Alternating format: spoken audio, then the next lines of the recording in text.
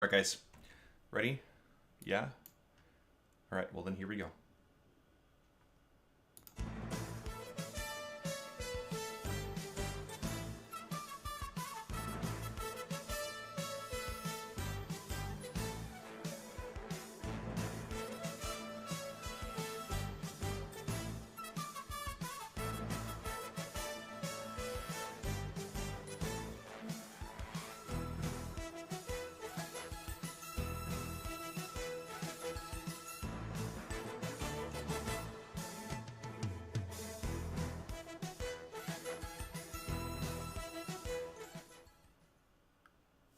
All right, guys. I really love that intro. I'm super happy with it. Every single time it makes me smile. Welcome to another episode of Coach's Corner. Today is part two of our Antorus prep. We'll be going through the next four bosses in Antorus. Really going one at a time here, giving you a quick explanation of the basic mechanics of them on heroic and normal, what to do, things to watch out for, and sort of how to prep for these bosses.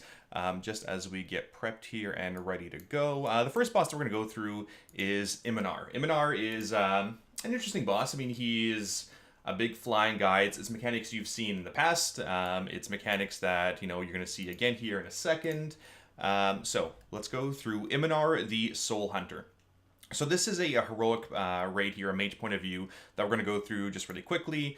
Essentially, you start off on one platform, there's a bridge in between and another platform, and you're going back and forth throughout the entire encounter, and there's a lot of dodging, a lot of movement, much of Antorus is pretty much pure movement. This fight is no exception here. So one of the first abilities here that you'll see coming out here is the sleep canister as well as pulse grenades. A couple things to go over, right? The first one is the tank swap. So there is a shock lance going out on the tank, and the more hits the tank gets, the more damage, and the more people it also bounces and hits onto. So at some point you do want to have some kind of tank swap, 3, 4, 5 stacks, whatever it is, onto your other tank. So don't keep them too high, but just well enough. The next thing you're going to take a look at here, you'll see the mechanics go out here. There, you see on the right side, the thing that sort of flew out of Imonar the Soulhunter. That is the little sleep cloud, and you'll see a person there. You see, there's a bit of travel time, and you see the little Zs or Zs for those of you Americans. A person is asleep. And so they have a debuff. You can see on the top left of the raid frames as well, there's a debuff on those specific people. There's actually one in melee and one at range, that troll druid out there. And it is dispellable debuff. The issue with that debuff is when it is dispelled, if there's anyone within 8-10 yards of that, they also get put to sleep. So as soon as you see those green Zs on your screen, you need to move the hell out of there so the healers can then dispel them. So look what happens.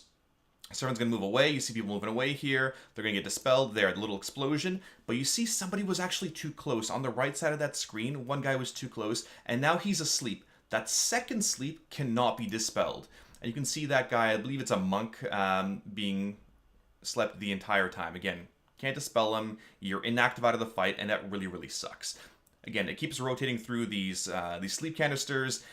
Make sure people are not near you, and make sure you really spread out, right? There's different ways of dealing with this strat, and some guilds did a stack strat where you move as one, and people with the other thing can run out, and you just dispel them afterwards. And that makes the mines, which is the next mechanic here, the pulse grenades, much easier to deal with because you're back on this platform for phase 3. Really putting these mines in an intelligent spot early on really, really helps. The downside is, of course, dealing with those sleeps if you're all stacked in and somebody dispels or uses their immunity to break off that sleep. So we'll go through the encounter here. So again, those little green swirls are little mines. You don't want to stand in the mines. They blow up. They do damage. They will also knock you back. You can use immunities to break one, but it also gives you a debuff where you take more damage, and it does still knock you back. So you never, ever, ever want to get hit by mines. Again, immunities, all of our immunities, soakers, our rogues, those kinds of people may help a little bit, but not that much. You can see the guy on the right by the boss there. He did just run into a mine and it knocked him back. So that's pretty much the entirety of the first phase. Shock lance going out, pulse grenades, you see the green swirls, and look what happens. So that guy was actually sleeping, a swirl landed on him, because the swirls will typically land on or near players, right? And there the mine exploded right on him because he was still standing that swirl. Yes, work him out of the sleep, but at the same time, you want to be spread. Raids that are very small will have this, it'll be a lot more advantageous to them because there's fewer players, right? You have way more real estate to move.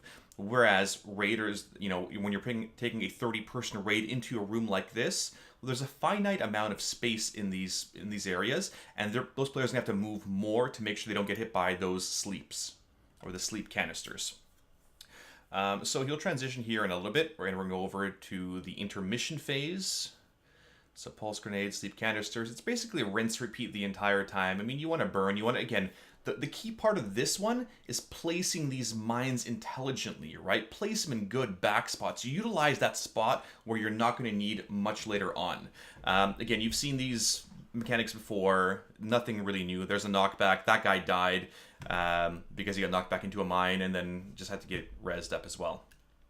So we'll be transitioning shortly here into the next intermission phase as they are blowing it up. He has to move. Perfect. He moves and it arms. So you can see what he's doing here, right? You want to stand close to other mines to potentially have them overlap. You don't want to have mines all over the place, but clustered in one section makes it a lot easier. Again, more sleeps, more pulse grenades, back and forth. Right, you can see what this guy's doing again. That is very intelligent play, doing what this guy's doing, trying to keep them in one small section. So this guy got dispelled. See how he was too close? Well, now he's permanently slept for those 3 seconds. Boss now transitions, and the last thing you want to do during this transition is be slept, right? You don't want to be slept on this platform. Now everybody has to move across. As he flies across, and you've seen this, I don't know, in some of the Missapend area bosses, you've seen this, you know, when bosses fly across, they pretty much go immune at the same time, and this guy drops a lot of crap on the bridge here. So you'll see the same kind of mines, but also these demonic circle-looking things. Those are actually traps. They will root you in place if you run over them. Root you, snare you. Again, you want to be dodging this the entire time. At the same time, you're dodging big, massive balls, and as much as everybody loves balls, these ones definitely hurt. You know, Blizzard has a penchant for dodging lots of balls. So you're dodging those as well as the mines, as well as these traps the entire time. Meanwhile, the boss is casting ever-increasing fire damage, and what you need to do is run across, right? So you've seen this before. There's that boss in Iron Docks, very similar thing. You have to run all the way over there and interrupt him. The big thing is, you want to have pretty much all your players come around the same time to the next platform because you don't want to have anybody left over. If anybody is sort of left over at the old platform, or for instance, if you're not on the same platform as Imonar here, he shoots artillery rockets and he just murders you basically. So you can't also send people ahead of time prior to the intermission because if you're not on the same platform, he's going to murder you with his artillery barrage. So you can see here, this is phase 2 now. They're all going to get over here, and they're going to interrupt the conflag very soon. There you go. And you can see those big green circles. Try not to be in this area where this mage was, because the big balls will spawn on your face. So much of this phase is pretty much the exact same as the other one. There's now Shrapnel Blast, right? Big red circles. Those are a separate kind of mine. And the other ability is the 2 little ships that appear. Yeah, you see the sever happening there, and the 2 little ships that appear, essentially, they're going to target a player in the group, and they will shoot a beam across the raid. Right now, I think it was only the person with the beam can see it, similar to Fallen Avatar. Remember the stupid Shadow Blades, where only the person that has them can see that line. The rest of you are sort of guessing and hoping that it's not on you. If the beams travel through the raid, obviously they're going to knock those players back, do lots of damage. Your job on that specific mechanic is to make sure here they're charging up. There, you can see the person on the far side. I believe that's a monk. He's running over to the other side. So whichever place the ship spawns from, the beam doesn't go through any raiders. And you'll see this happen in a second. Yeah, you can see the top right ship charging up. It's going to hit him. And the top or the bottom left ship is going to hit, I can't see who the other one's on. But you can see the first one shoot. And the other person, okay, it must have been there as well. Right, so they were all fairly close there. It looks like they actually lost a tank to that one, potentially the damage component to it. But that's pretty much it for phase 2, right? You're dodging mines again. You're, again, dealing with these stupid ships. You can see the big sort of hunter's mark over your head if you do get it. But otherwise, and yes, triggering, that's the other component here. Triggering these traps does damage the raid. My only hope is that when this comes live, you know those little emotes that the... you know, so-and-so has triggered a trap, so you really know who's hitting your damn traps, and you don't have to do the guesswork later on through going through Warcraft logs. But yes, it does do raid-wide damage as well. You really want to avoid these traps no matter what. So really, it just repeats over and over and over. Again, there's more. Right, they're dealing with the traps, you're dealing with little ships, and you're, again, placing them in intelligent positions, right? Intelligent positions. The positioning on this phase doesn't matter too much, because you're not going to be going back to this phase, right? So feel free to sort of keep the boss in the middle, and then depending on which side you're on here. So this side, they had the boss on the far side, and the two people that had the ships targeting them, they ran even further and not near the raid, right? So depending on where the ships spawn from, right, which side, definitely want to move it out of the raid. Keep the boss fairly central as well.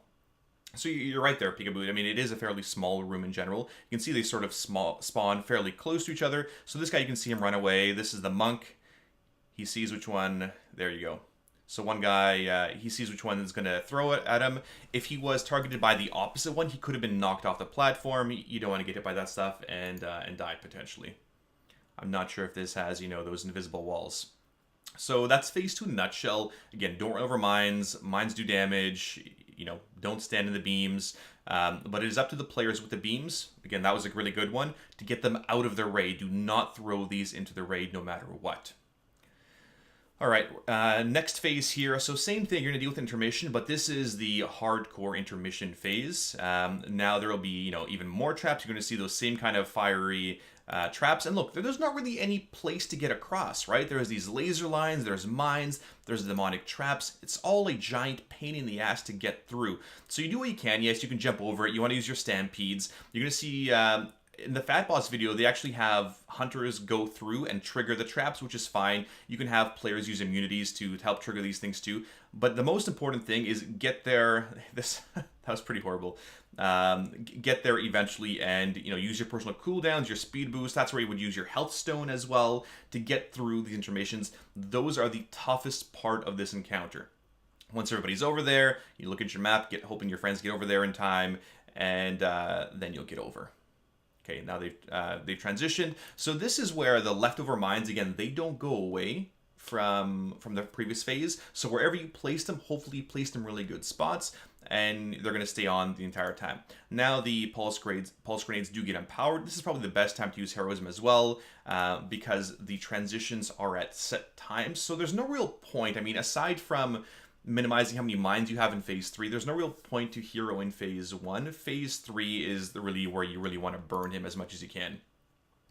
So you'll see much of the same stuff here. Empowered shrapnel blasts, right? You'll see the shotguns. Again, these big circles do a ton of damage to you. You never want to stand in them, right? Don't stand in the fire. You can see the shock lance is going to do a ton of damage as well. More and more players each time. Constantly taking damage. And this is where a lot of the encounters get that soft enrage. So again, empowered pulse grenades, you're going to want to run those out as far as you can. You can see here the empowered pulse grenade. So they give you a permanent, like a 40-second debuff if you get hit by these pulse grenades. And you can see he sort of hovered over it there for a second. Oh, let me just go back here for a second. There. So exploding fill energy every 2 seconds. You also pulse. The other thing is these pulse to any nearby players, so you can't have your friends all stacked in together, right? Because if you have the debuff on you, you're pulsing and doing damage to all your friends nearby. And you can see here, he's pulsing, the guy to his left is pulsing, somebody on the right side is pulsing. They just got hit by too many mines. So, and yeah, in phase 3, like Church says here, the tanks can't drop off that debuff, so the raid will take more and more damage. This again is the berserk phase. Have your second potions for this one for sure. This is where you want to save your DPS cooldowns for no matter what, right? This hard execute phase here. Again, you're dodging all that stuff, all the little green circles, and here I believe they are going to hit berserk potentially very soon. Yeah, he goes berserk. He's going to start massacring these guys fairly quickly. Tanks dying. And again, it's a fairly short encounter, not a ton of mechanics, but I mean, it's okay. I mean, it's a lot of movement, right? It's a lot of positional play, and I always like when Blizzard puts these things in because it teaches our raiders to, to be more mobile, to be more proactive with their movements, and go from there.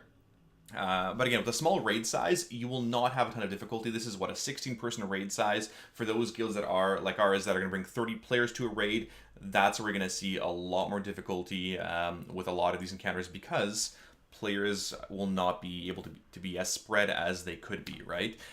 If you can sort of see where these mines are placed right now, that's typically where you want to drop those mines, on the far, far side, out of people's way, because if you drop mines to the left side here, where those little splashes are, right above the heroism, well, players need to go back across the bridge in the first phase, right? And go back across the other way. The best place to drop these mines is obviously on the far, far side over there. So that's this fight in a nutshell. I mean, fairly straightforward. You guys will have a lot of fun in movement, dodging mines, running over mines. Based off the raid text here that I'm seeing, it didn't see who triggered mines, but we'll see. And yeah, they wiped at, what, 5-6% here, 250 million. Again, don't die to a lot of those things. But yeah, I mean, it's a pretty straightforward encounter. You guys will have fun with it or not, really. Any questions about that one? Let's see here. But yeah, that's essentially it. Imonar the Soulhunter, again, Dispellable Sleep Canister. Phase 1, the big thing is make sure you're spread, make sure you're dropping pulse grenades in a good spot. Tanks are swapping off their shock lance. This is the Infernal Rockets, the artillery barrage that I talked to you guys about if you're not on the same platform. Sever, tank debuff, it's giving you a bleed, not a huge deal. Charge blasts are the ones that are the ships shooting. Shrapnel blast is the red mines that are there. And then phase 3 is the empowered shock lance, which the debuff doesn't drop off, keeps getting better. Pulse grenades causes you to pulse, and the other shrapnel blast causes you to explode to players nearby as well. That's essentially it. It should be a fairly fun boss. Tuning wise, I mean, so far they're likely in a fairly good tuning outside of a few of these bosses here in terms of difficulty. One of which being, Antorus High Command and Portal Keeper. Those might be a little bit difficult for some of the guilds. Imonar is, middle of the pack, exactly where it should be. So that one is that. Okay, let's move on to the next boss. So next boss will be Heroic Kingaroth, or however you want to pronounce him. You've actually seen this guy